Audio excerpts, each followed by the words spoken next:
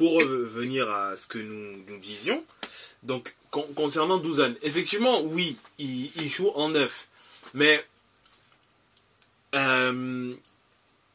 tu peux aussi avoir un système de jeu qui ne favorise peut-être pas le fait de valoriser tes joueurs offensifs. Là, je parle même pas que du neuf, hein. Je parle des joueurs offensifs en eux-mêmes.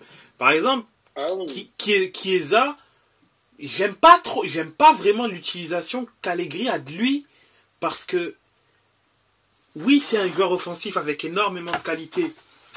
C'est vrai, mais Chiesa qui est un peu baladé, soit en second attaquant, soit comme joueur piston, mais c'est pas à son poste. Chiesa, c'est un mec qui doit provoquer, être dans l'aile, faire en sorte de déstabiliser un bloc. Enfin, c'est pas comme ça que tu l'utilises, et je trouve que...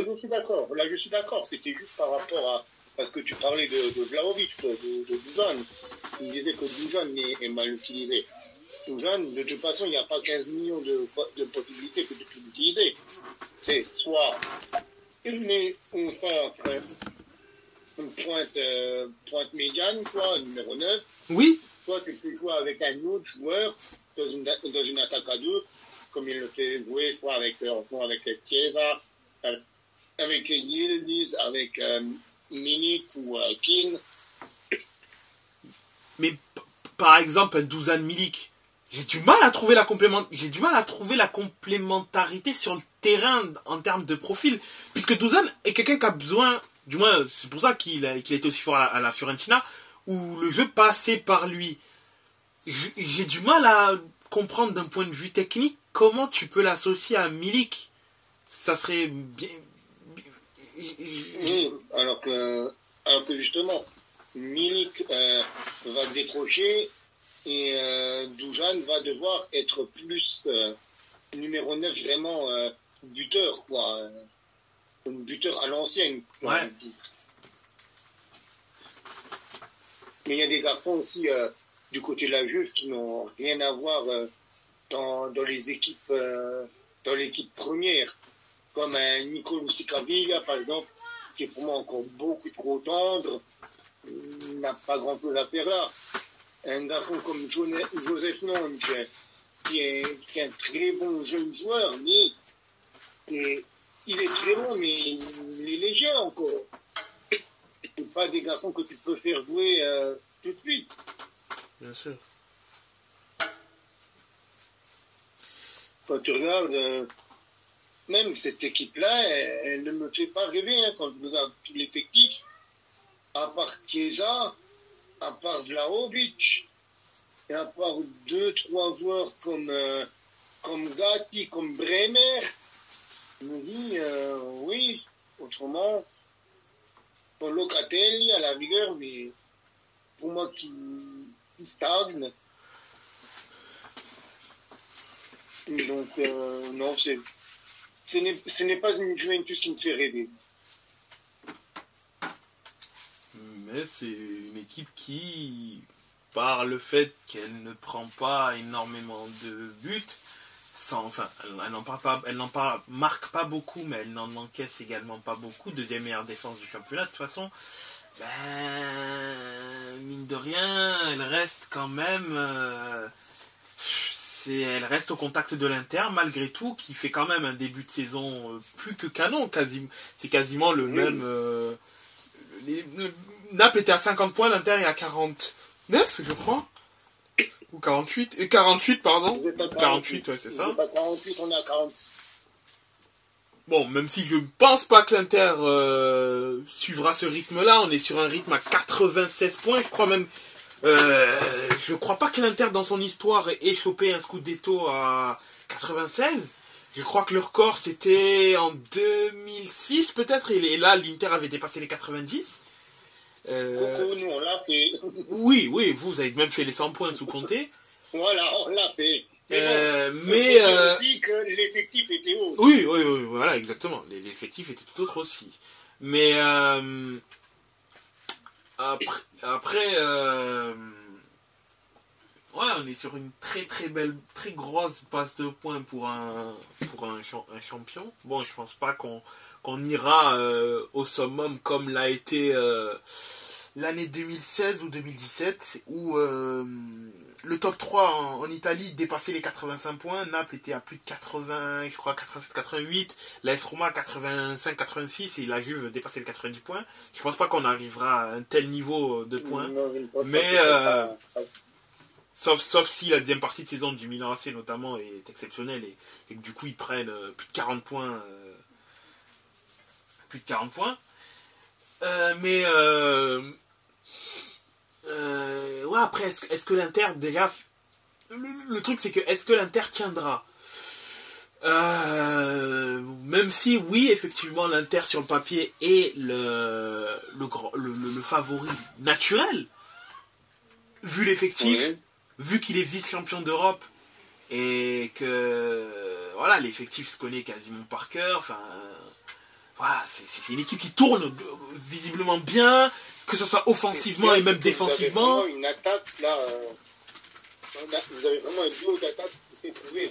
Ouais, oui, c'est ça. Mais tu vois, t'as dit... Avec Thuram et Lautaro, vous avez deux mecs qui sont trouvés.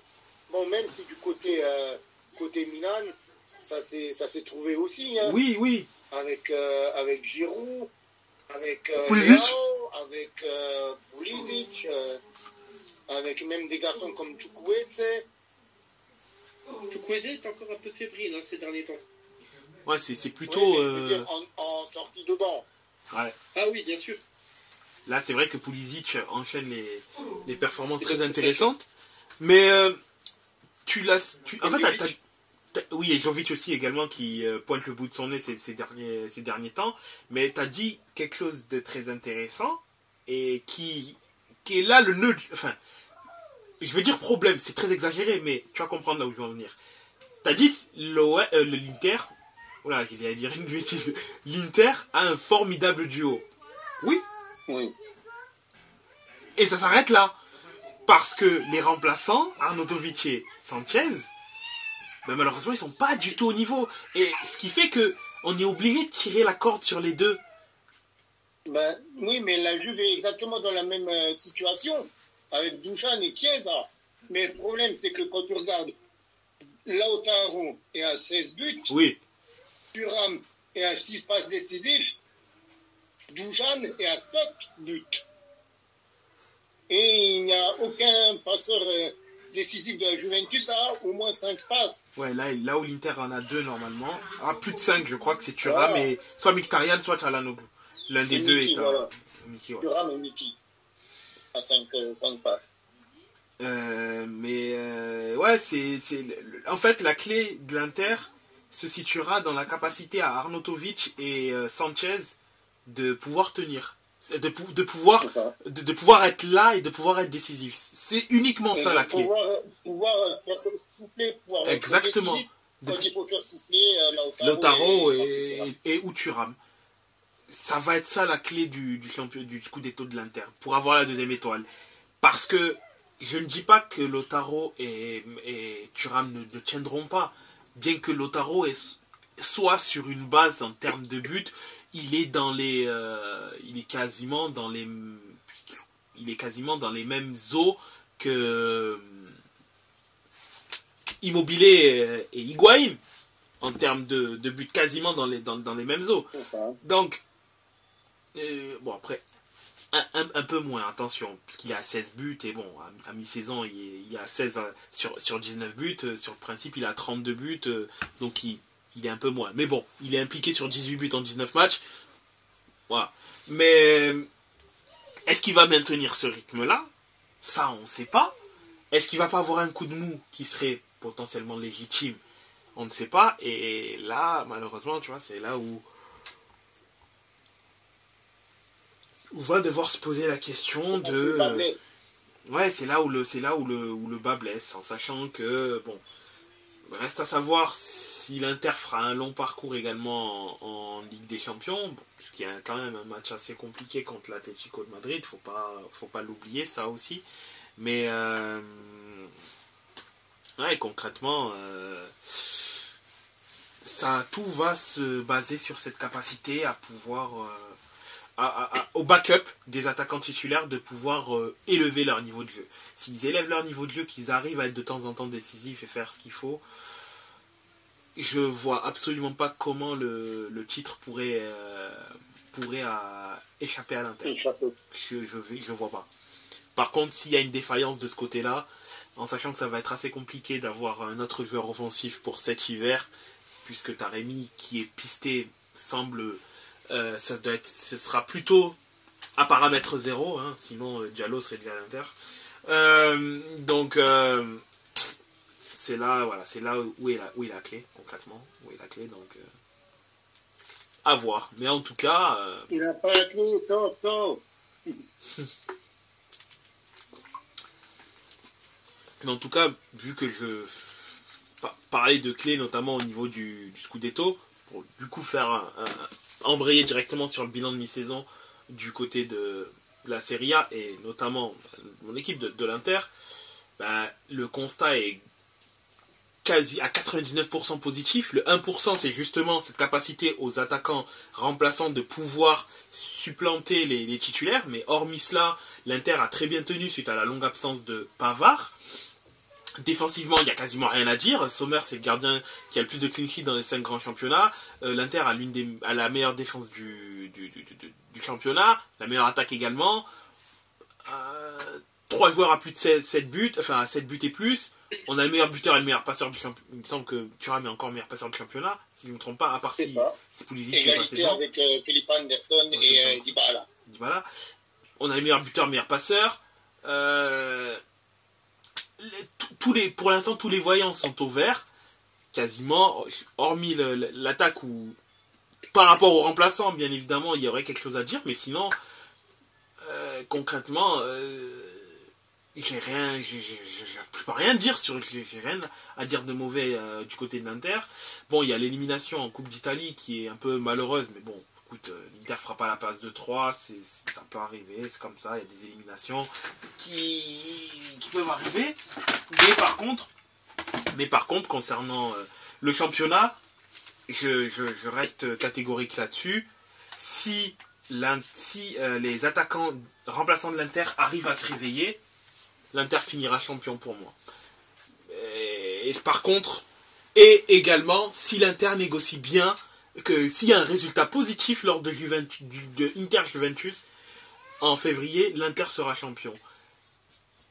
Tout autre résultat fera que tout sera possible. Si l'Inter gagne, pour moi ils seront champions.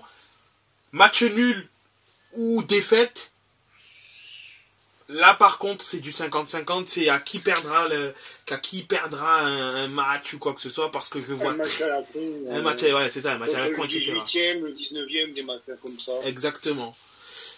Donc voilà, c'est pour moi les clés du championnat, c'est 1, les attaquants remplaçants, 2, négocier le match contre la Juventus. Après, je pense que l'Inter a toutes les cartes en main pour pouvoir gagner ce championnat. Et donc, moi, je vais enchaîner sur la Juve un petit peu. Franchement, c'est presque inespéré d'être au niveau où on est, avec de 1, l'effectif qu'on a, de 2, le jeu qu'on a produit sur cette première partie de saison. C'est incompréhensible vraiment d'être deuxième à 2 points du leader, en n'étant pas la meilleure défense, en n'étant pas la meilleure attaque, en n'étant pas la 2e meilleure attaque, en n'étant pas la 3e meilleure attaque, et en étant vraiment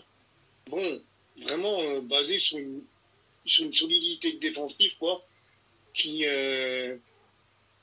correspond aussi, comme de par hasard, à l'absence d'un certain défenseur brésilien qui devrait revenir ce week-end. Mon ami Alexandro. Depuis qu'on a la charnière Danilo Bremer-Gatti, comme de par hasard, la Juve encaisse beaucoup moins de buts. Après, il faudra vraiment être plus conquérant et plus incisif devant, parce que Vlahovic et Chiesa et les autres doivent être plus réguliers. Parce que on n'a aucun des meilleurs buteurs, on n'a aucun des meilleurs passeurs, alors qu'on a quand même des garçons comme Kostic, comme Vlahovic, comme Chiesa, comme Milik. C'est des garçons qui doivent marquer, qui doivent profiter, qui doivent tout simplement avoir un autre niveau que ces affiches-là. Je suis désolé, c'est peut-être redondant, mais c'est le cas, c'est juste le cas des choses qui doivent se passer. Donc moi j'attends vraiment un autre niveau de la part de la Juventus, que ça soit au niveau juste au niveau statistique en fait. C'est juste ça. Ouais.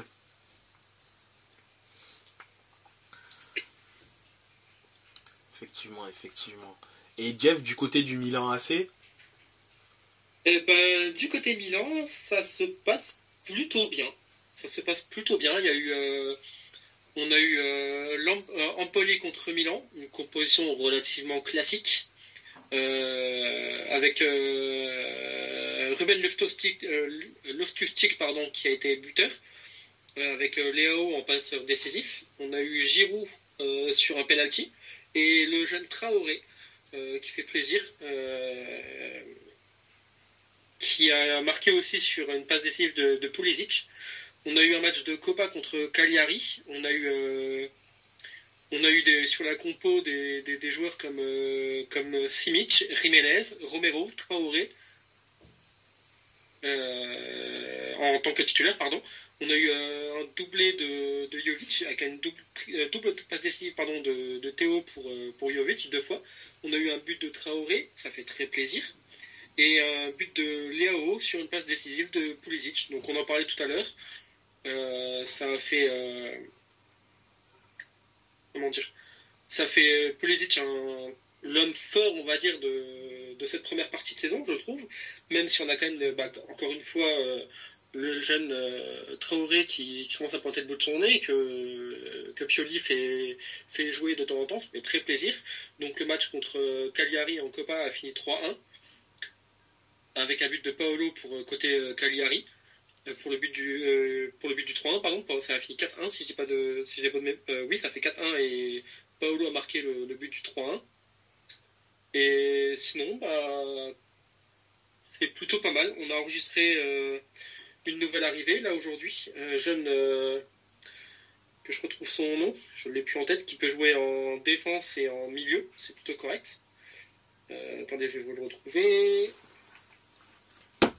Il y a Popovic qui est arrivé à Milan, puisqu'il a eu 18 ans aujourd'hui, donc il a été en capacité de signer son contrat pro, qui devrait normalement tout d'abord faire un petit tour en Primavera. Et je crois qu'il y en a un deuxième. Terracciano aussi. Terracciano qui peut jouer à plusieurs postes, donc arrière droit, arrière gauche, milieu de terrain. Et Milan voudrait, en tout cas Pioli voudrait l'essayer au milieu de terrain. Alors après, ça se touche un petit peu entre latéral et milieu. Il a joué quasiment le même nombre de matchs. Sachant que Pioli, de toute façon, devrait prendre ses valises à la fin de la saison. On n'a pas encore de vraiment un nom qui se dégage pour prendre sa suite. Ça se joue entre Motta et Conte. Quand je regarde beaucoup les commentaires sur les réseaux, hein, il y a beaucoup de gens qui ne veulent pas de Conte parce que Conte préfère jouer à 3, mais de ce que j'en ai lu, il serait d'accord d'abandonner son système à 3 défenseurs pour jouer à 4 derrière. Vu comme ça, pourquoi pas. Ouais, mais j'avoue que Motta, c'est pas non plus le grand entraîneur d'Europe, mais ces statistiques parlent d'elles-mêmes, je trouve.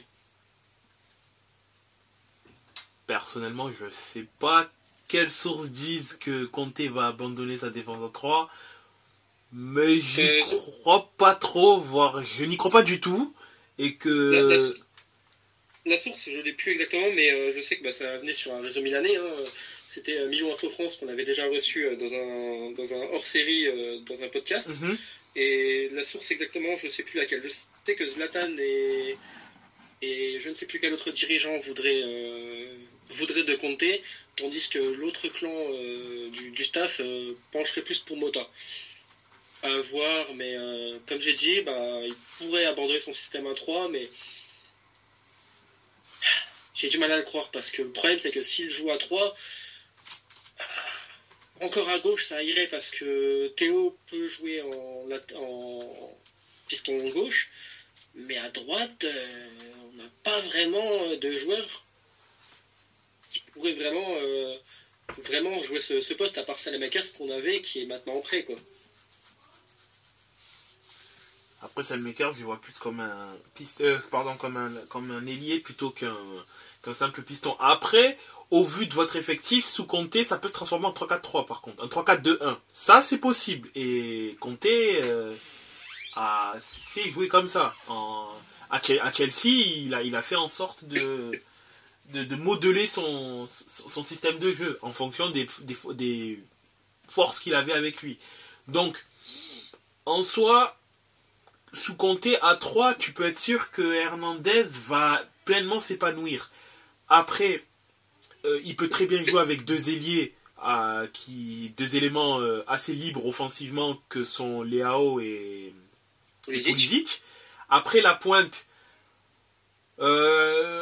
autant oui, ça pourrait matcher, ça peut clairement matcher avec Giroud, mais faire toute une saison avec Giroud en titulaire, je pense que Conte voudra avoir un profil se rapprochant, un profil un peu plus jeune, et mettre Giroud en backup, mais tout en lui donnant du temps de jeu. Par contre, la question se poserait surtout sur l'animation c'est au milieu de terrain en fait que je me pose la question. Je me dis éventuellement, Bennacer ça peut très bien matcher avec lui. Après, Loftus-Cheek aussi, ça correspond au genre de milieu qu'il apprécie. Sachant que Giroud n'est pas sûr de prolonger pour l'instant. Milan est en train d'établir de mettre en place la stratégie. C'est pas sûr qu'il prolonge l'année prochaine. Si c'est Conte, je pense que Conte voudra compter sur... ouais, c'est pas fait exprès. Mais Conte voudra avoir Giroud avec lui. Parce que c'est le type d'attaquant qu'il affectionne. Il va réussir à le convaincre au moins de rester un an, quoi que ce soit. C'est fortement possible. Après, si c'est Motta, par contre, là, je suis d'accord que peut se poser la question du pourquoi, du comment. Mais si c'est Conte, j'ai pas de crainte sur le fait que Giroud puisse rempiler un an en ayant certes un peu moins de temps de jeu, mais il aura quand même du temps de jeu pour pouvoir s'exprimer. Donc, voilà. Mais honnêtement, si Giroud s'en va à la fin de la saison, je pourrais pas lui en vouloir. Il a quand même 36 ans, 37 si je dis pas de bêtises. 37 je crois, ouais. Il lui reste plus beaucoup d'années à faire en Europe. Il a apporté déjà pas mal de choses à Milan. Il a quand même le Scudetto. Voilà, je lui en voudrais pas s'il partait en fin de saison. Il aura fait des bons et loyaux services dans l'équipe. Après, dans un sens, ça libère la place à Jovic, par exemple. Si Jovic a été transféré ou prêté? Ça a été un transfert définitif, si je dis pas de bêtises, de 1 ou 2 ans plus une en option. Ah, ok. Sans compter que t'as encore qui appartient encore à Milan, t'as encore Colombo. Ah. Plus encore le jeune Camarda, le très jeune Camarda. Mais t'as encore Colombo, le très jeune Camarda, t'as Jovic. Okafor aussi. Okafor, évidemment, t'as Okafor qui peut jouer à gauche, qui peut jouer en neuf. Avec un autre coach, à voir si ce dernier Okafor se tiendra plus solide physiquement, parce que pour l'instant les blessures ne l'épargnent pas. Ouais. Le staff de Milan, voilà, on connaît le Milan Lab sous Pioli. À voir. Est-ce qu'il faudrait vraiment un neuf? Est-ce que Jovic convaincra la direction Mais je pense que Milan pour l'instant voudra un autre neuf. On parle de David, On parle de je ne sais plus quel autre encore. Il y a 2-3 noms qui sont en tête, mais à voir. Par contre, attention à Jovic. Hein. Jovic, son contrat se termine là cet été. Hein. Je crois il me semble que c'est un an avec une non-option. C'est ça. C'est exactement ça. Donc à voir si Milan va contrat jusqu'au 30 juin 2024 avec une année en option. Voilà, à voir si l'option va être activée, quoi. Mais côté Milan, j'ai pas trop de doutes parce que pour l'instant, ça fait encore pas beaucoup de matchs, hein, mais il semble revenir petit à petit et marquer des buts. Est-ce que ça convaincra la direction? Est-ce que le joueur voudra rester? À voir. En effet, il faut faire. Je pense qu'on peut encore regarder un petit peu ce qui se passe dans les autres championnats, messieurs. Oui, bien évidemment. On peut parler par exemple en Ligue 1, déjà, la Ligue 1 en soi. Mince. On fait la Ligue 1. Au niveau de la Ligue 1, où même si le PSG est quand même en tête avec 5 points d'avance sur Nice, et ensuite le top 4, c'est Nice avec 35 points, Monaco 33, Brest 4e avec 31 points, Brest la belle surprise du championnat, et ensuite Lille et Marseille en 5e et 6e place avec 28 et 27 points.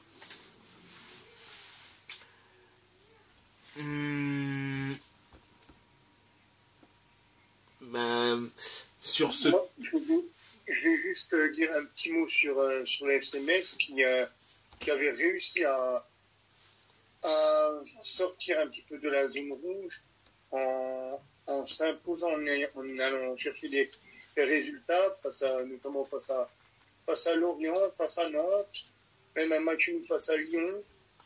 Mais après, depuis, c'est quand même 4 défaites de suite contre Lille, contre Brest, à domicile contre Montpellier, et après, la défaite à Paris au Parc.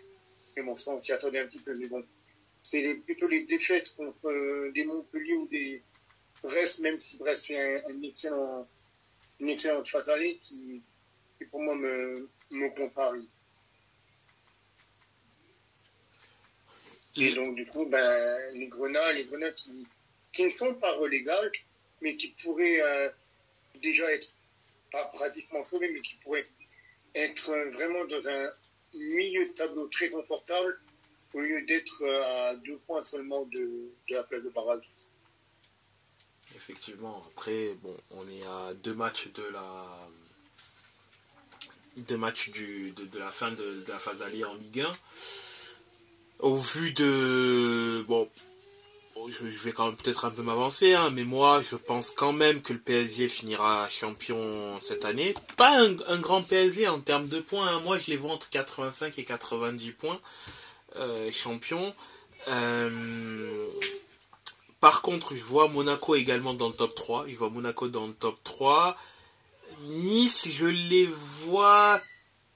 pas deuxième, je pense que ça va finir par craquer du côté de Nice et que leur réussite insolente, ça va se terminer puisque 17 un but qui vaut quasiment 2 points à chaque match, voilà quoi, hein, 17 matchs, 19 buts, 35 points.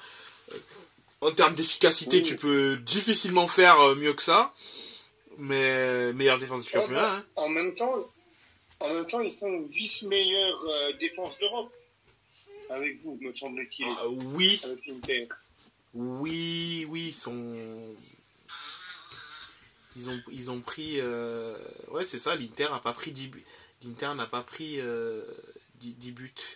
Est à 9... Oui, voilà. c'est ça, 9 buts Inter encaissés, mais bon, 44 buts marqués du côté de l'Inter, là où Nice, c'est 10 et 19. On a mis 19. Ouais, voilà, ça reste quand même... Mais bon. En fait, Nice joue de façon allegriesque. Ouais, on peut dire ça, on peut clairement dire ça comme ça. Mais eux, c'est à un niveau encore plus élevé, parce que bon... Le fameux Cortomuso cher à Allegri, il est là du côté de Francesco Farioli et de l'OGC Nice. Oui, parce que là... On joue petit bras, on joue 1-0, mais moi je te dis un truc, c'est que si la Juve fait que des 1-0 jusqu'à la fin de la saison, moi je prends. Oui, après...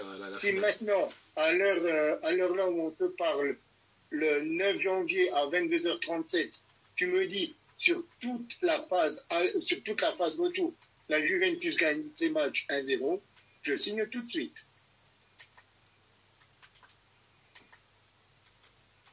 Bien sûr, c'est sûr que la finalité, c'est victoire, victoire, victoire. Hein, donc, ça voudrait dire qu'on aura tout gagné. Ça voudra dire qu'on aura gagné le match du 4 février. Ça veut dire qu'on sera devant vous au classement à la fin de la saison et qu'on sera champion. Champion, tout simplement, exactement. Mais ouais, c'est après... c'est ça, c'est vrai qu'être... Là, du côté de Nice, oui, pour l'instant, c'est difficilement critiquable. Après, je les vois bien quand même terminer top 4. Après, c'est la 4e place où je pense que j'ai un peu de... où j'ai des réticences. Je me dis, si l'OM arrive à traverser correctement la CAN, en gros, puisque l'OM quand même perd beaucoup de joueurs pour la CAN, je pense qu'elle arrivera à terminer 3e, 4e. Je pense. Si par contre l'arc au niveau de la CAN, l'OM enchaîne les mauvais résultats, je serais bien tenté de dire que Lille ou Lens, mais plutôt avantage Lille, arrivera à finir dans les 4 premiers et jouer les matchs de Ligue des Champions.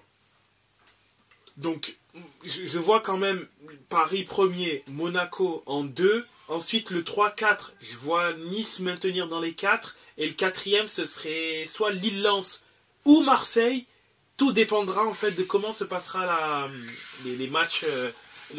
Tout se passera, oui, tous les prochains matchs durant ce mois-ci.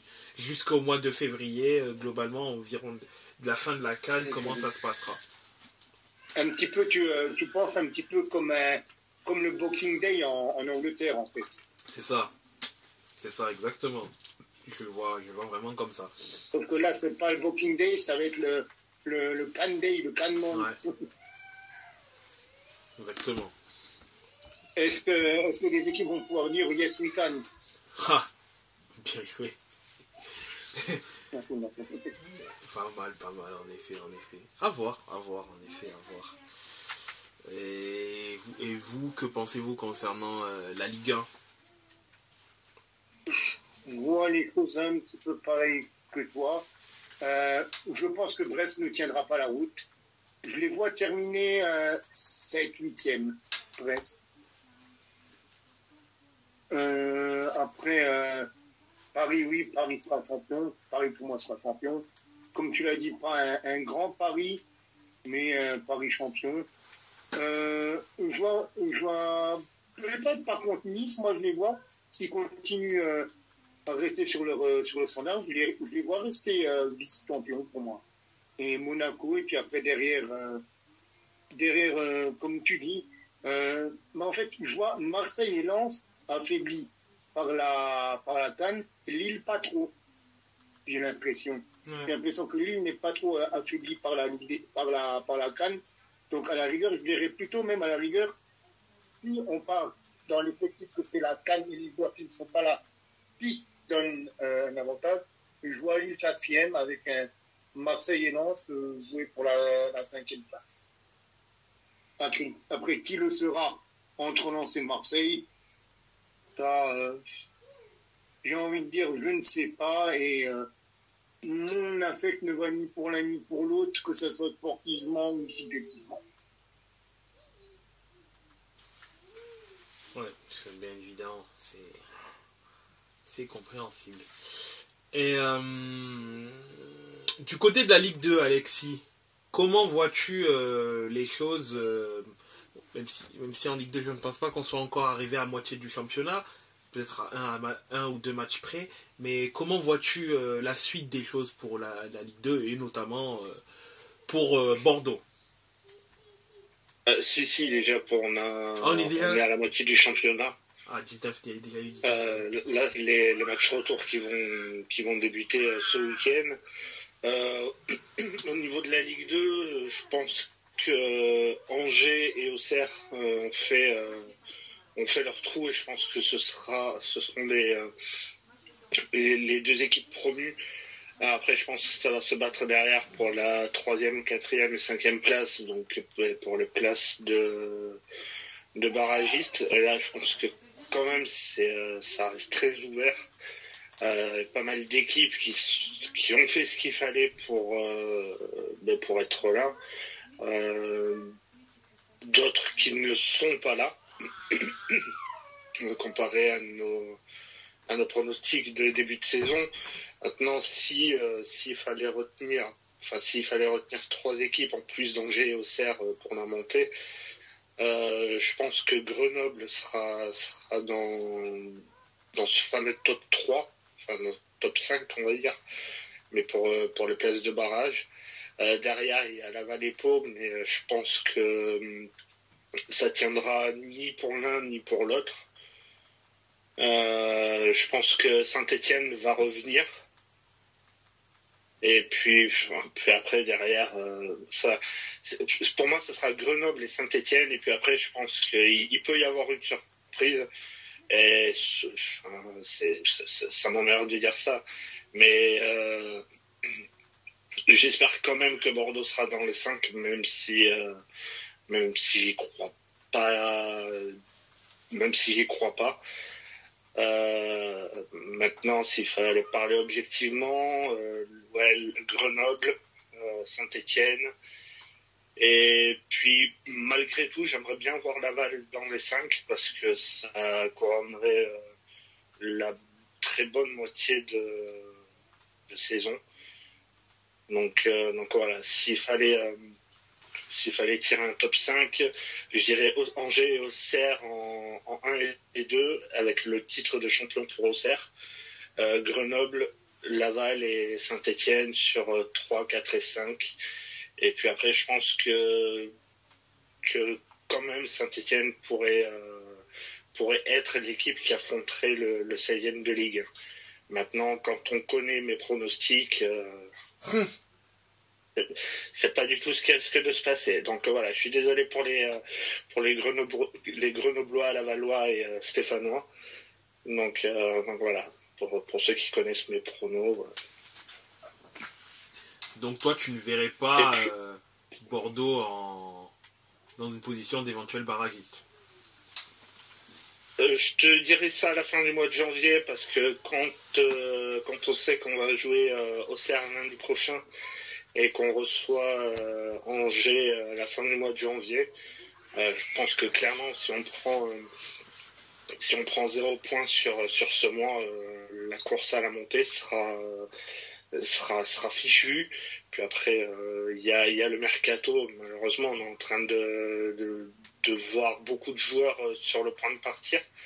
Ça commence avec Gregersen, qui est quand même notre meilleur défenseur, qui a décidé de partir aux États-Unis. Inetenko, on en parlait tout à l'heure, pourrait être le prochain. Donc, risque de voir pas mal de joueurs partir. Pour l'instant, mais peut-être que j'ai loupé des trucs, mais il n'y a pas de rumeur d'arrivée. Donc voilà, le mois de janvier risque d'être très compliqué. Et donc voilà, maintenant s'il fallait être honnête, je pense pas qu'il y aurait une place dans le top 5. S'il fallait parler comme un supporter, j'aimerais qu'il soit dans le top 5. Donc voilà. Puis après, s'il fallait parler si on peut parler de la relégation, oui. Je pense que Valenciennes et Dunkerque sont assez mal en point. Puis Quevilly et Annecy qui sont un peu plus au-dessus, mais qui sont quand même dans la zone rouge, sont aussi en grand danger. Annecy, c'est pareil, en fait, ils subissent ce qui s'est passé l'année dernière. Donc Valenciennes, Dunkerque, Malgré la place de Bordeaux, je ne les vois pas descendre. Mais ouais, Annecy, Quevilly, Dunkerque et Valenciennes. Je pense quand même que les équipes qui sont actuellement sur cette lutte devraient pouvoir s'en sortir. Je pense notamment à Bastia et à Troyes. Même si Troyes, ça me semble un peu compliqué. Enfin, c'est tout avec les histoires de... C'est le City Group, je crois. Oui. Qui est actionnaire de Troyes. Je sais pas exactement ce qu'ils veulent faire. Ça a l'air de plutôt bien recruter pour le mercato d'hiver. Donc ouais, je pense que Bastia et Troyes, ça ne descendra pas, mais ouais, je mettrai quand même la pièce sur Annecy, Quevilly, Dunkerque et Valenciennes, et je dirais même que Concarneau va se sauver.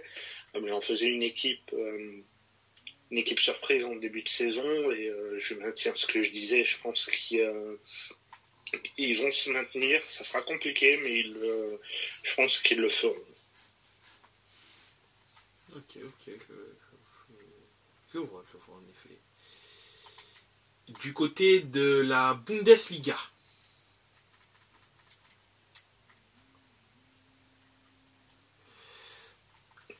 Comment... Du côté de la Bundesliga ou de la Bundesliga 2? Alors... Elle est là la question. On va faire comme on peut faire peut-être un bref détour par l'antichambre. Oui. Regarder un petit peu où est-ce que tout le monde en est, en fait. Où sont les principaux concurrents à monter, où sont d'autres qui devraient être principaux concurrents à la montée, mais qui ne le sont pas. Bien sûr, ça, c'est bien sûr, on peut aller le faire comme ça. Je vais déjà placer un petit mot pour mon club de cœur en Allemagne, Schalke, qui s'est sorti de beaux draps avec 3 matchs sans défaite, les 3 derniers matchs avant la trêve. Ils sont 14e malheureusement, donc c'est 3 points seulement devant le barragiste Rostock. Ça sera donc du coup pas la montée, comme on peut se le douter au Schalke, mais après le début de championnat plus que cataclysmique, on respire un peu plus déjà du côté de la Veltins Arena, mais c'est surtout en haut du tableau qu'il faut regarder, avec un Holstein Kiel qui a déjà perdu 4 fois, mais qui est leader, à 2 points d'une équipe qui est encore invaincue, St. Pauli qui n'a pas perdu, mais qui a quand même déjà concédé 9 matchs nuls sur les 17 rencontres. La deuxième et la troisième place se jouent dans les 2 équipes de Hambourg, St. Pauli et le Hambourg SV, le Hamburger Sportverein. Il faut dire que la lutte est assez acharnée, il faut dire quand même, dans ce haut tableau de Bundesliga 2, parce qu'on a quand même les 5 premiers en 6 points, avec Hambourg à 31 points, à 2 points de St. Pauli et 4 de Holstein Kiel. Mais on a Düsseldorf qui a 1 point de Hambourg, le barragiste, et Greuther Fürth qui est 5e, qui a 2 points de Hambourg. Donc, il faut voir vraiment cette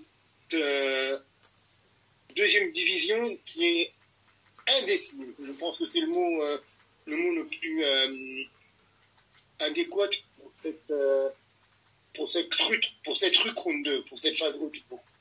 Puis entre Holstein Kiel, St. Pauli, Hambourg, Düsseldorf et Greuther Fürth montera pour moi Holstein Kiel devrait monter vu ce qu'ils ont proposé, et après ça se jouera entre St. Pauli et Hambourg pour le deuxième axis.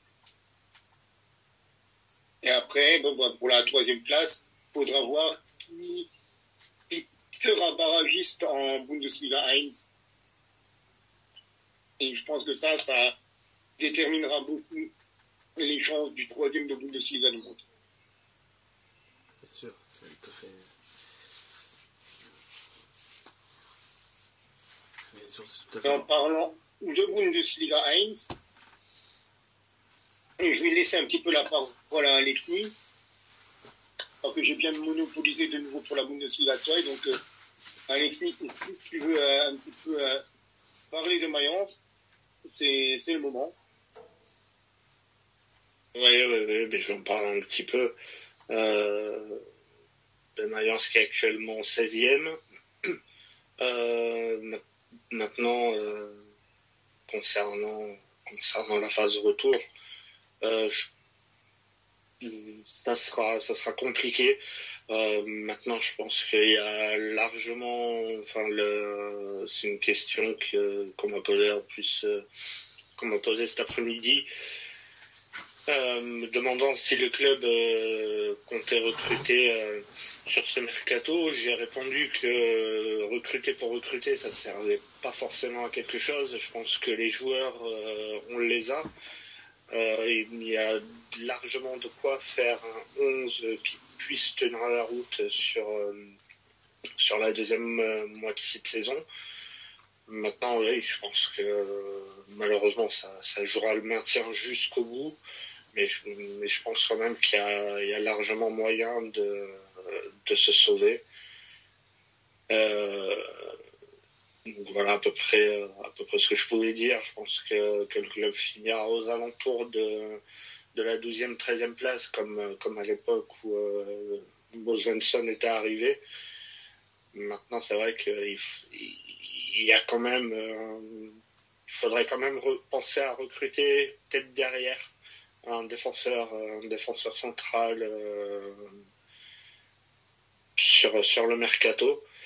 Et je pense que il y a largement la possibilité d'assurer le maintien et cette 12e, 13e place à peu près. Donc il y a quand même que 6-7 points de retard sur le bas du ventre mou, on va dire.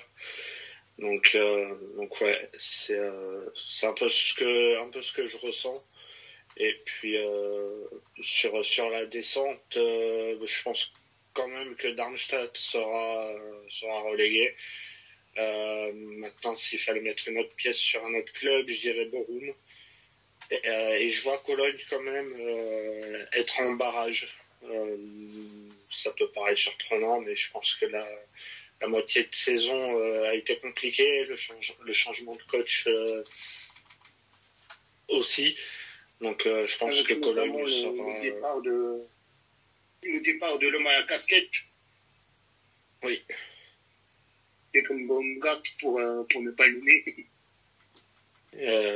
Donc je pense que Cologne sera le barragiste et Darmstadt et Bochum en deuxième division. Et puis sur le titre, c'est un peu comme en Ligue 1, ce que vous disiez tout à l'heure.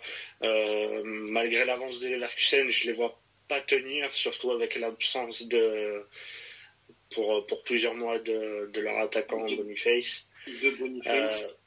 Ouais. Mais attention, parce que pour moi, il y a encore deux flèches à jouer pour les Leverkusen. Ils ont évidemment perdu Boniface, mais ils ont encore Patrick Schick, qu'il ne faut pas oublier, qui était en train de revenir très fort juste avant la pause. Et ils ont le jeune Adam Locek derrière pour faire souffler Schick. Et il faut dire ce qu'il y a, c'est que le danger vient de partout aussi.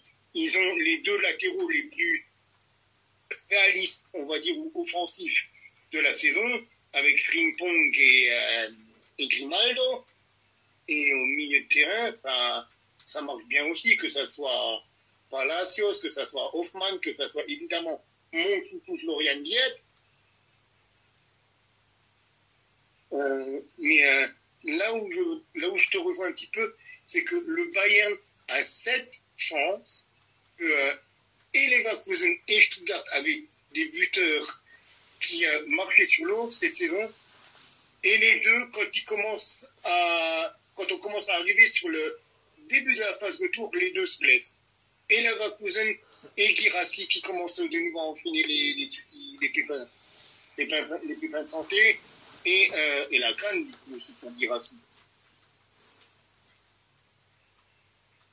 Donc là, je pense que le Bayern a, excusez-moi le terme, une chance de cocu. Une chance de cocu de voir ces deux principaux adversaires, entre guillemets, voir leur buteur providentiel se blesser. C'est comme si maintenant Harry Kane était blessé au Bayern. Je pense que là, il serait dans une caca plutôt très très sombre.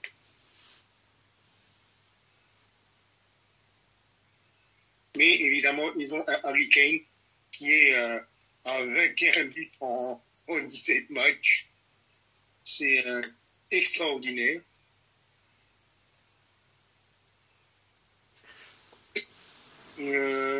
Pour moi,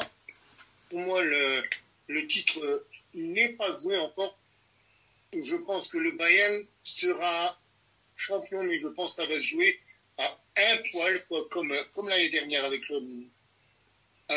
Dortmund. Et ça va se jouer vraiment à un ou deux points.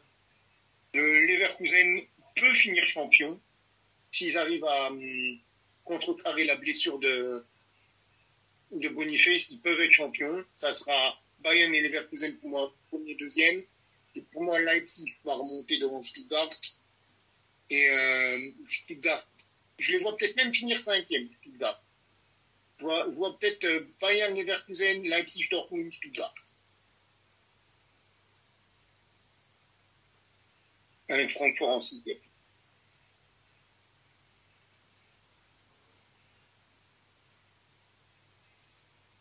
Et voilà. Autrement, il y a des équipes pour moi qui n'ont pas le niveau pour jouer un plus haut, que ça soit un Offenheim, que ça soit un Fribourg. J'ai envie d'applaudir quand même Heidenheim. Heidenheim qui fait une superbe saison avec les armes qu'ils ont, c'est-à-dire pas grand-chose à la base, mais c'est vraiment à applaudir, je pense, parce qu'ils sont avec 6 buts, ils sont vraiment au milieu du classement, 6 victoires, 2 nuls en 16 matchs. Franchement, moi, je les voyais vraiment être totalement décrochés en début de saison. Je me suis dit, ça, c'est une équipe qui va faire 3 victoires dans la saison, merci, au revoir. Ils me font totalement mentir à Heidenheim, donc bravo à eux, FC Heidenheim. Par contre, aux grandes dames de Jeff, le Borussia Mönchengladbach n'est que 12e.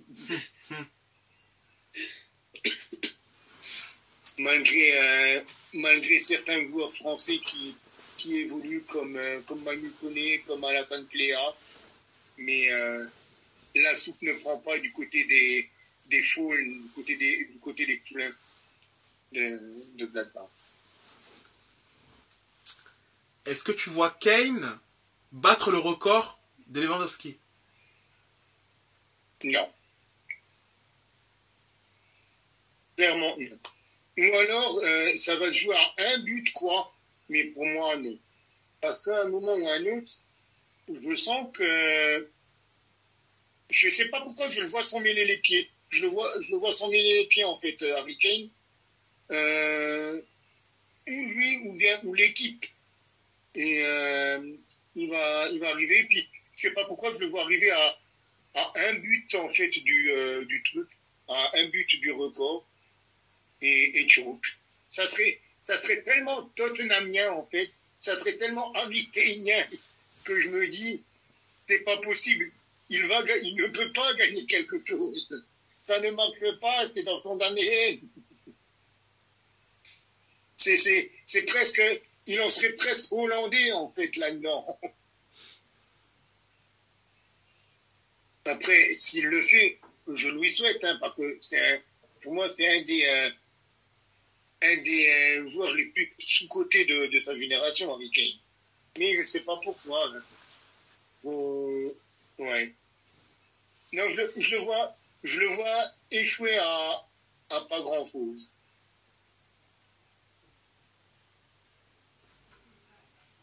Et pourtant... Après, faut voir aussi ce que les autres joueurs feront.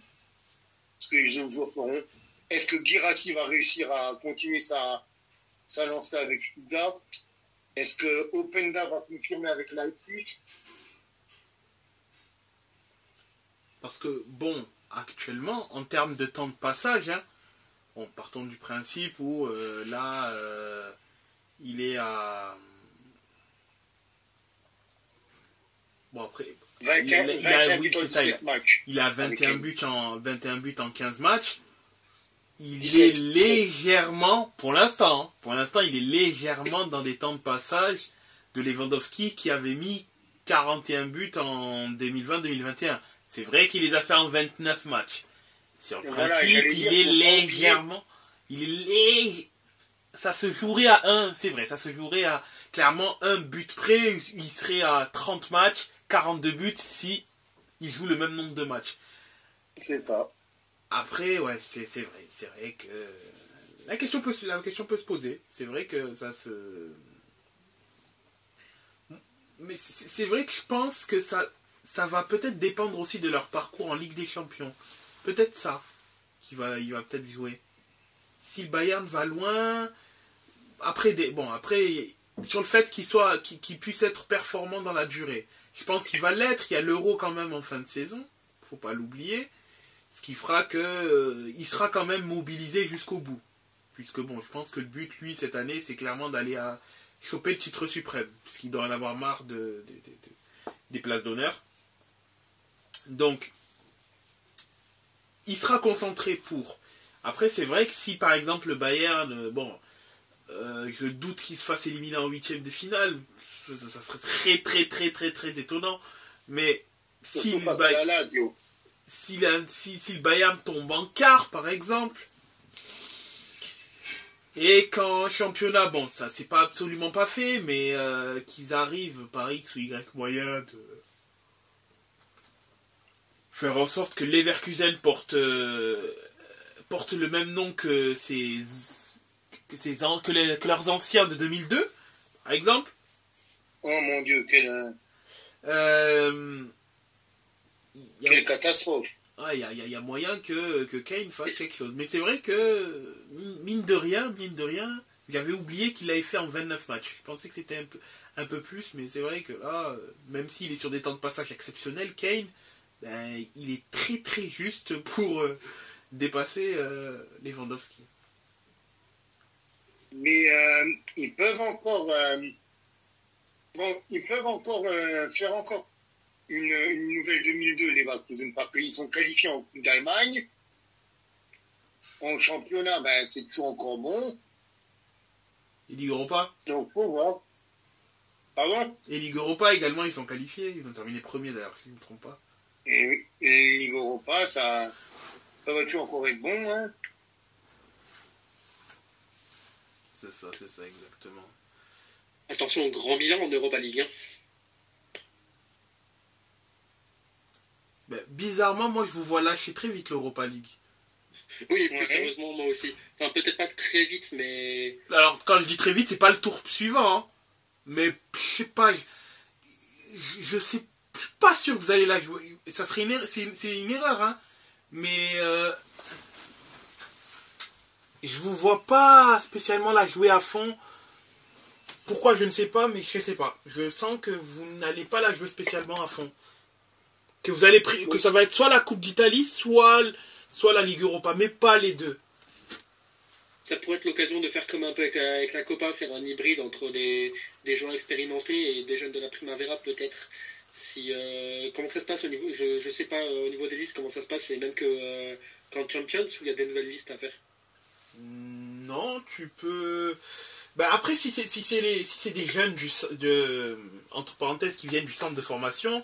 Tu peux les incorporer, c'est pas problématique. C'est au niveau des recrues que tu as, c'est là où tu dois faire un choix en termes de joueurs que tu dois mettre. Mais si c'est des jeunes du centre, de la Primavera, etc., je pense pas qu'il y ait une différenciation.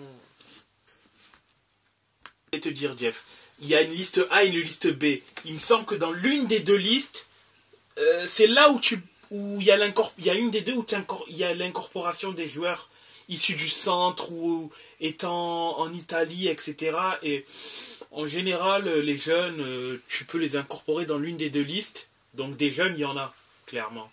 C'est pas ça qui va poser problème. Mais bon, si tu veux aller loin en Europa, c'est pas en mettant les jeunes que tu vas réussir. Hein. Ah non, clairement pas, mais puis c'est vrai que d'un côté, c'est vrai que mettre des très jeunes comme ça, mettre en match d'Européens, c'est vrai que ce serait pas forcément le plus pertinent du monde. Mais ça leur permettrait d'un côté d'avoir du temps de jeu. Aussi. Donc je ne sais pas ce que va faire Pioli. Mais je doute également que Milan la joue vraiment à fond comme si c'était la Ligue des Champions. J'ai aussi un petit peu de mal à le croire. Les joueurs sur le terrain, oui, mais Pioli en lui-même, non.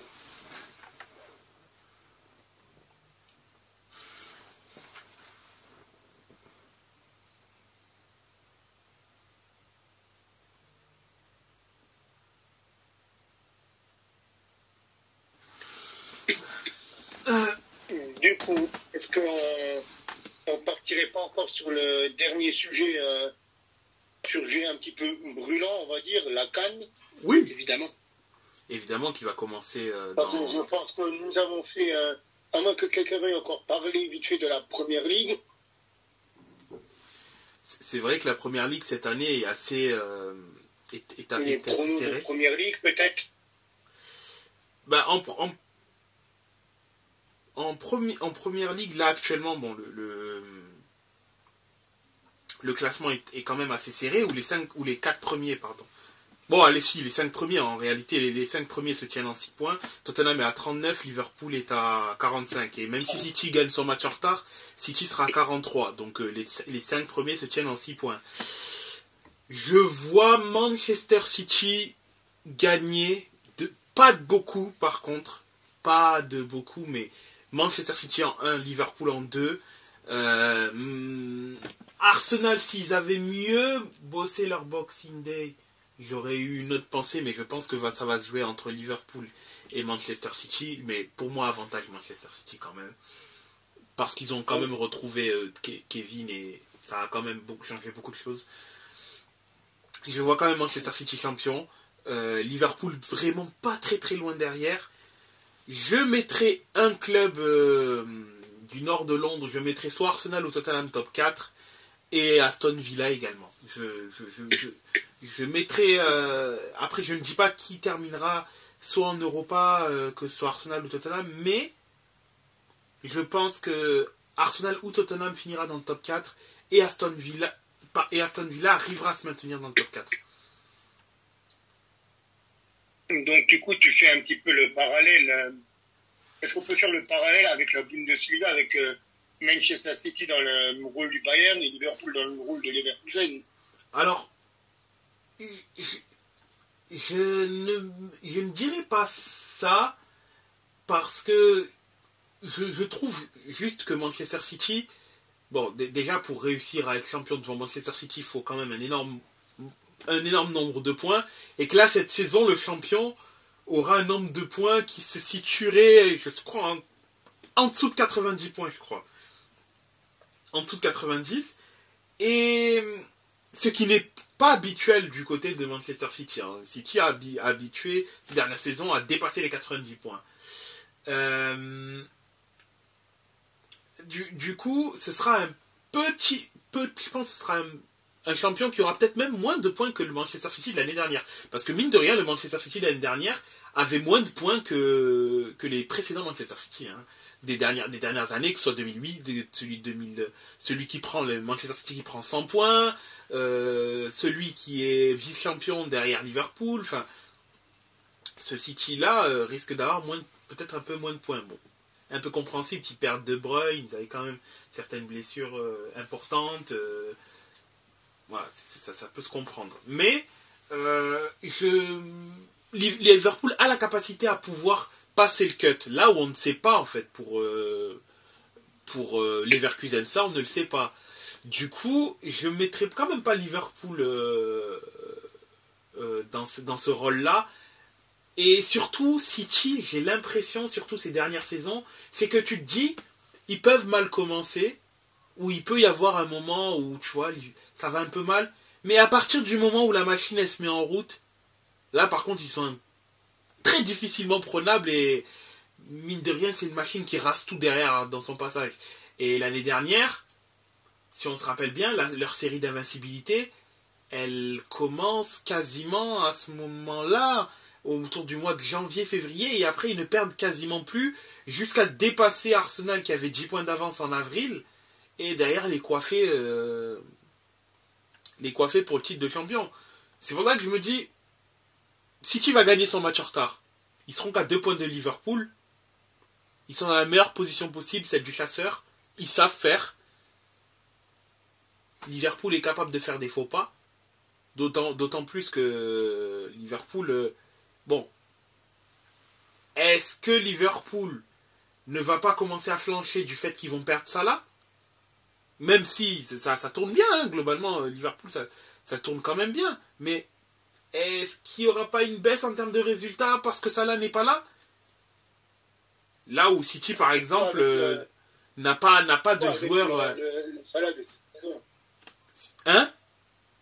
Surtout avec le Salah de cette saison. C'est ça, cette saison, il est impliqué à plus d'un but et passe décisif par match, quoi. C'est vraiment, pour le coup, le super top player de leur équipe. Donc, le fait de le perdre pendant quelques semaines, oui, ça va faire clairement quelque chose à Liverpool. Donc, peut se poser la question s'ils vont réussir à tenir sans lui. La question peut se poser. Le deuxième joueur le plus impactant de Liverpool, c'est un mec qu'on avait complètement bench, c'est Darwin Nunez. Ouais. Le mec est quand même à 5 buts, 6 passes décisives. Pour une fraude totale, c'est pas mal, je trouve.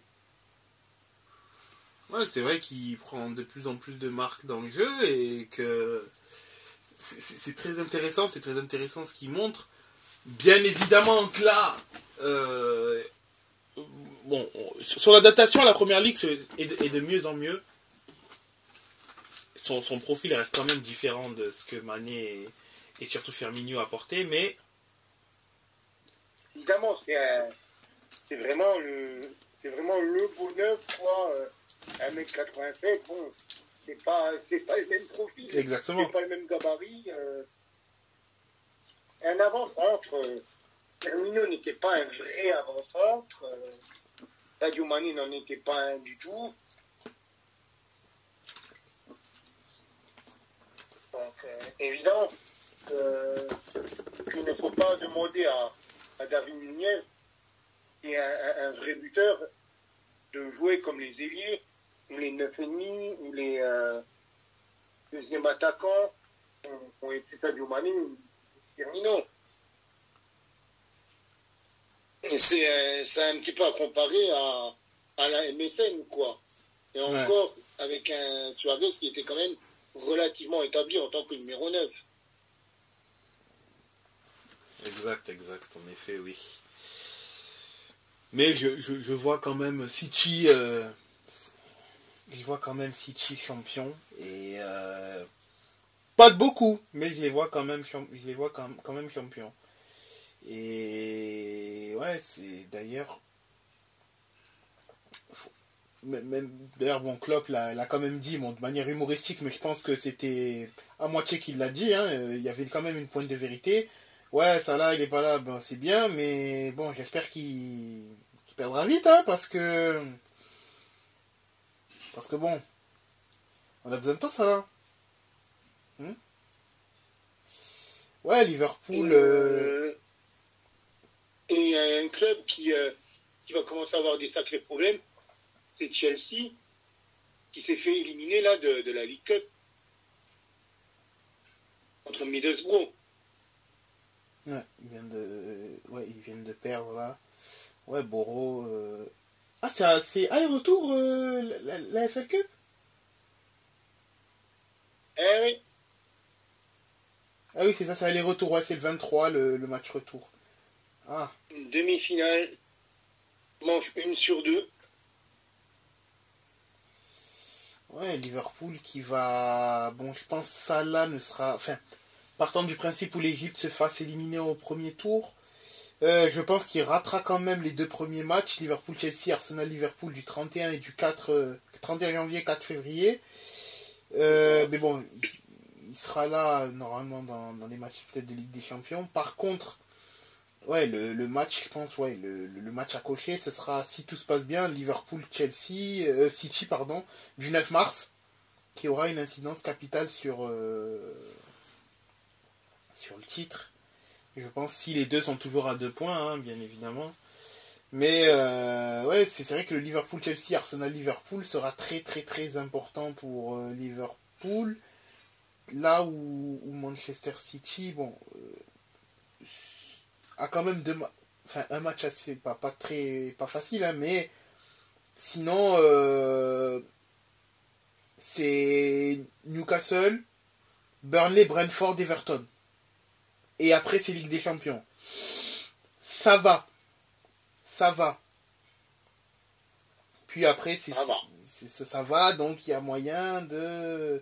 Puis après, c'est Chelsea, Bournemouth, United. Match retour de Ligue des Champions contre Copenhague.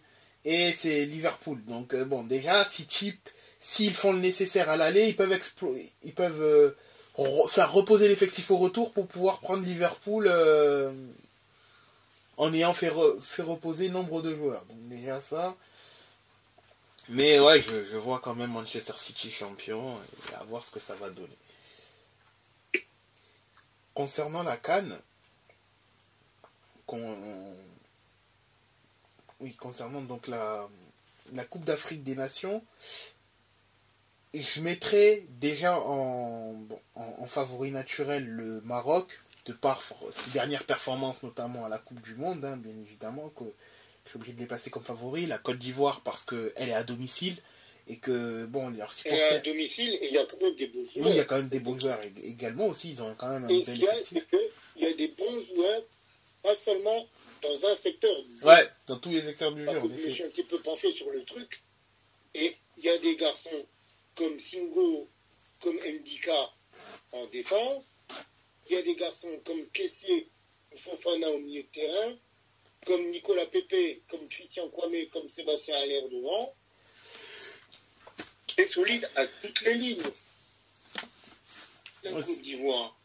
Ouais, sur le principe, il y a vraiment des bons joueurs de partout et t'as de quoi, surtout avec la ferveur du pays, de faire en sorte qu'ils puissent aller encore chercher un titre à domicile du moins. En effet. T'as également... Il y a des équipes, pour moi, qui sont déséquilibrées. Comme le Nigeria. Ouais. Qui est offensivement peut-être l'équipe la plus armée d'Afrique, mais l'attaque ne fait pas... Alors qu'ils viennent de perdre Boniface. Ouais, c'est ça surtout. Ils ont quand même Chukwueze, Lookman, Moses Simon, Terem Mofi. Il me semble que Mofi n'est pas pris. Hein. Il me semble que Mofi n'est pas pris pour la CAN. Mofi a été rappelé pour, il me semble avoir vu ça, il a été appelé pour remplacer Boniface justement. Ah, ok, parce c'est vrai que de base du moins, il n'avait pas. Il n'était pas convoqué. Et je viens de voir là pendant l'émission que Terem Mofi serait rappelé en tant que backup pour Boniface. Ah. Bon, bah, ça fait encore une arme offensive de plus. Ouais, Lookman, Osimhen... Alors qu'au milieu de terrain, les deux noms les plus ronflants sont Joe Haribo, qui était au Celtic Glasgow, et l'ancien gunner Alexis Iwobi, maintenant au Fulham. Et en défense, le nom le plus ronflant, c'est quand même Zaidou Sanusi de Porto. Ouais. Et le gardien, depuis le départ du grand Enyama, il n'y a pas grand monde. Exactement. Ouais, c'est vrai que le Nigeria, c'est vraiment typiquement l'équipe où il y a... Bon, après, ils sont pas dans un groupe ultra compliqué, ce qui peut éventuellement les aider. Mais c'est vrai que sur le long terme, tu te dis c'est un peu compliqué parce que tu te dis oui, ils ont une attaque de feu, mais derrière c'est un groupe plutôt déséquilibré. Mais après ça en termes, bon, je mettrai quand même aussi le Sénégal puisque champion en titre pour moi, ils sont aussi top 3, oui, top 3, 4. Oui, des favoris à leur propre succession au final. Ça reste aussi une équipe globalement. Et le Sénégal, le Sénégal, pour moi, ils ont un avantage par rapport à la Côte d'Ivoire, c'est qu'ils ont un gardien. Ouais. Un gardien de très haut niveau quand même avec Mendy, avec Edouard Mendy. C'est ça exactement. C'est vrai que le gardien peut faire défaut à la Côte d'Ivoire. Et j'oublierai quand même pas l'Égypte parce que ça reste quand même les recordman de titres, hein, et que je pense que Salah, bon, il est dans la forme de nouveau, bon, il a jamais été en méforme, attention, mais plus que jamais, je pense que là, il a des responsabilités accrues à Liverpool et il le rend très très bien, plus que bien cette saison. Là, mine de rien, il a vu deux des autres joueurs majeurs de sa génération, puisque au final, Mahrez et Mané, c'est quasiment, il y a 1 à 2 ans de différence avec lui, c'est quasiment la même génération. Les deux ont successivement eu les succès en club et en sélection. Il manque globalement que lui, parce que il manque quasiment. Il y a Marmouche aussi. Il y a aussi Marmouche de Francfort qui fait une superbe saison. Il manque quasiment que lui qui doit, entre parenthèses, atteindre ce Graal-là. Il lui restera peut-être une CAN, celle en 2025, je crois. Oui, l'année prochaine, je crois qu'il y a une CAN d'ailleurs, si je ne me trompe pas, au Maroc. Il lui restera pas énormément de CAN à son actif. Il est soutenu aussi par toute la troupe de Al-Ahly aussi. Exactement. Donc, parce que c'est quand même une équipe. Bon, nous on connaît pas trop de notre côté de point de vue européen, mais c'est un peu quand même le Real Madrid de l'Égypte. Exact. Al-Ahly. Les mecs, ils ont quand même 11 Ligues des champions de la CAF, dont 2020, 2021 et 2023. Ouais. Je pense que c'est pas mal au niveau quand même.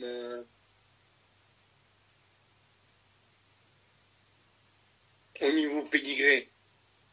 Mais oui, évidemment, l'Égypte. Après, il y a encore des équipes pour moi qui peuvent venir jouer les. Trouble fait comme le Cameroun aussi. N'est-ce pas? Exact. Il y a des équipes comme l'Algérie. Aussi. C'est vrai que j'ai complètement oublié. Avec les Mahrez, les Aouar, les Chaibi, les Benasser, les Attal, Ben Sebaini, Mandi. Ils sont là les voyous de la team des Z.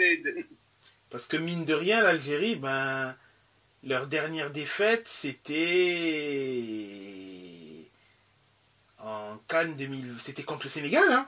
Mine de rien. C'est ça. C'est contre le Sénégal, sinon l'Algérie, c'est plus un match perdu, hein, depuis ce moment-là. Donc ouais.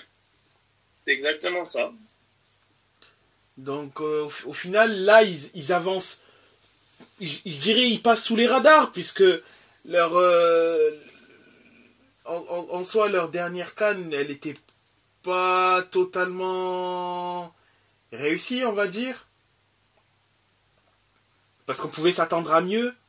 Mais en soi, là, il y a de quoi faire. D'autant plus que, bon, même si, par exemple, Gouiri, malheureusement, ne pourra pas y assister, mais ils arrivent un peu sous les radars, même s'il ne faut pas les sous-estimer. Je pense que là, ils sont dans la meilleure position possible pour pouvoir de nouveau performer. Et donc, ouais, ça va être une équipe à suivre. certes, elle n'a pas en parenthèse l'aura qu'a en ce moment le Maroc, parce que oui, le Maroc a réalisé quelque chose d'historique lors de sa demi-finale de Coupe du Monde, mais attention, parce que ça reste quand même une équipe qui a des joueurs de talent à tous les postes, et qui peut justement embêter plus d'une équipe. Plus d'une. Exactement. Il y a d'autres équipes encore que j'ai mis encore en un petit peu outsider, genre la République démocratique du Congo, aussi. avec Mbemba, avec Kakuta, avec surtout une belle attaque, Bakambu, Silas, Vissa, Simon Banza, et les garçons comme ça, un petit peu le même débrief pour le Cameroun qui arrive avec Aboubakar, Nkoudou, Toko, Maghrib Toulouse, Zambo au milieu de terrain, Onana dans les buts s'il arrive à se réveiller. C'est des équipes qu'il faut prendre en compte. Même le Mali avec un milieu de terrain, Bissouma, Mohamed Kamara, Samasekou et Aïdara. La Tunisie même de Skiri, Laïdouni, Talbi. C'est des noms, c'est des trucs qu'il faudra faire attention. Je pense que ce n'est pas joué encore pour ce genre d'équipe. Après, évidemment, on ne va pas dire que la Guinée équatoriale ou bien la Zambie ou la Tanzanie va remporter la CAN.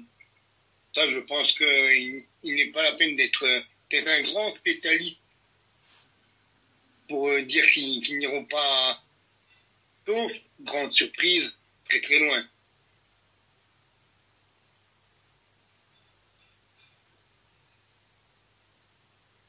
J'aimerais bien quand même avoir encore l'avis de nos collègues là-dessus. Si, avis, il y a, évidemment. Bien sûr, bien sûr. Par rapport à la CAN ? Oui.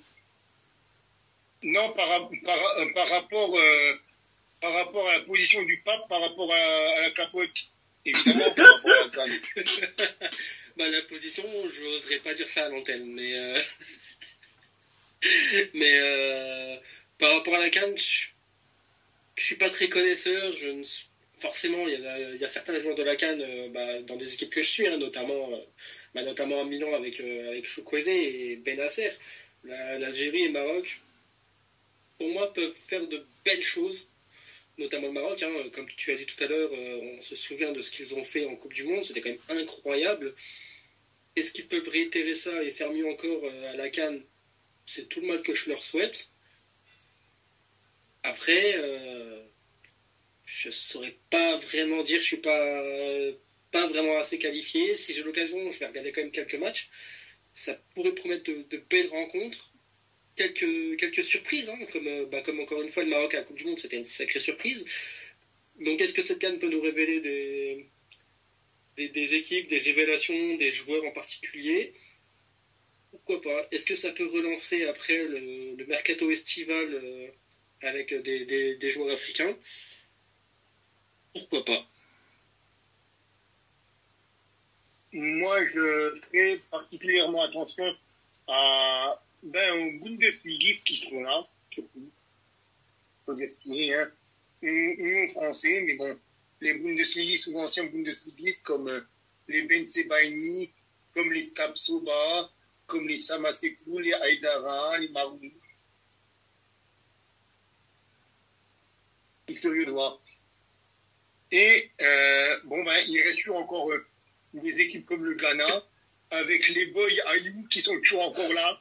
En 2042, on aura toujours encore sélectionné Jordan Ayou, André Ayou, 67 et 65 ans. J'ai l'impression que les mecs là, ils veulent jamais raccrocher, en fait. Je ne sais pas où ils en sont, trop dans leur tête, les deux là, mais c'est incroyable. Moi, après le Ghana, c'est pas dur, hein. Je vais faire un petit peu l'histoire, mais pour voir ce que fait Kudus. On va regarder le Ghana pour voir ce que fait Mohamed Kudus. Qui est tout simplement un joueur frisson, vraiment, c'est vraiment le joueur agréable à regarder, le genre de joueur qui est agréable à regarder, le milieu de terrain de West Ham. Va-t-il souffler des bulles sur la CAN comme il fait souffler des bulles avec West Ham en Angleterre? J'attends de voir.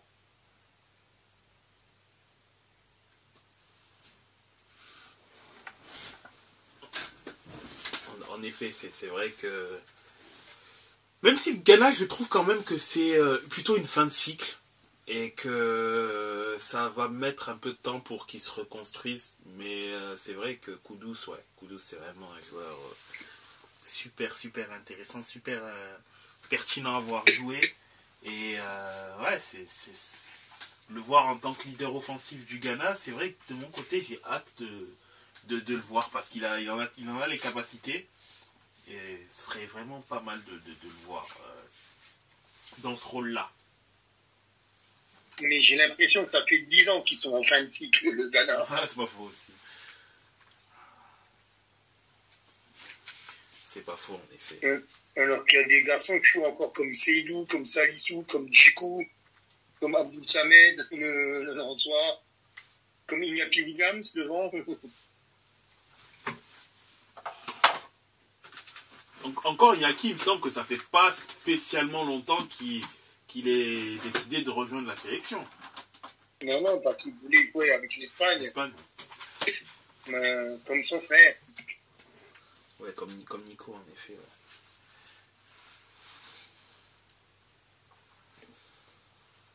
Après, bon, tant mieux, hein, en soi, qu'il ait choisi Ghana.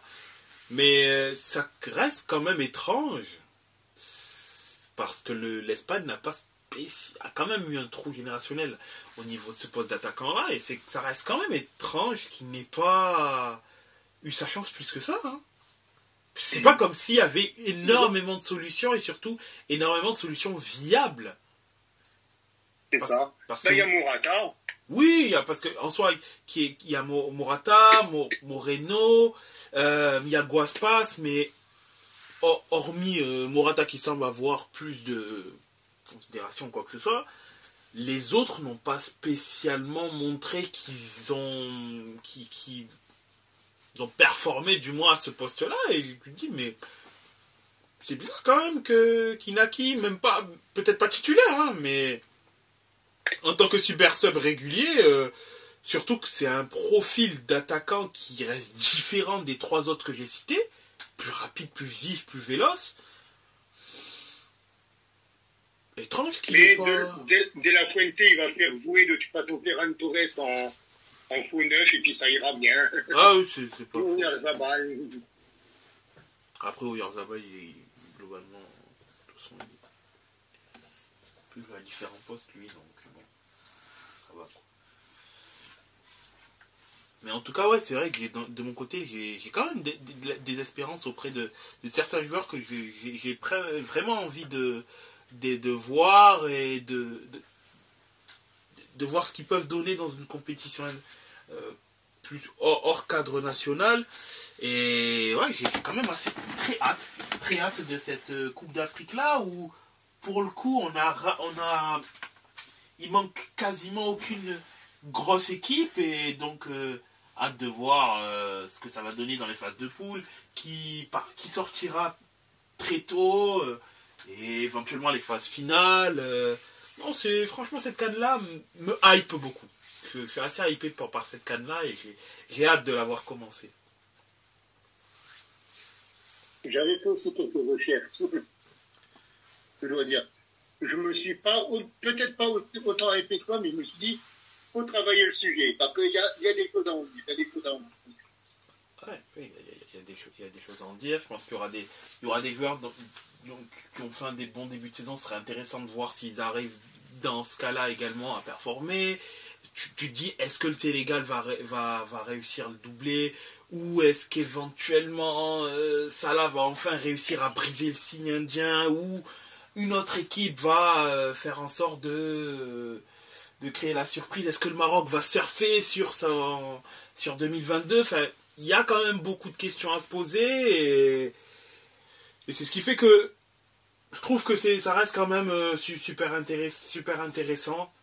Ce qui fait que, ouais, concernant cette canne-là, j'ai vraiment confiance en cette capacité à être très très très intéressante. Eh bien, on va suivre ça avec attention.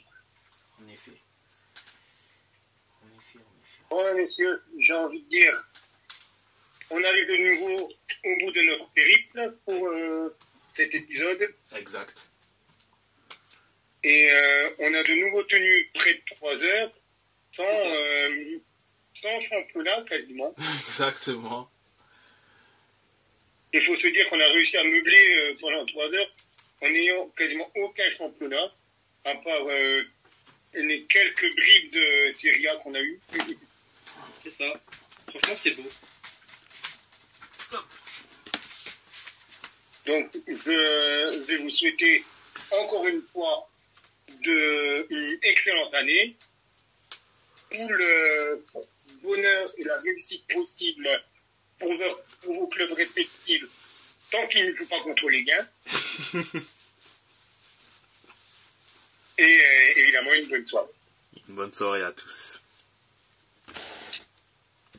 À la semaine prochaine. À la semaine prochaine. À la semaine prochaine. Salut.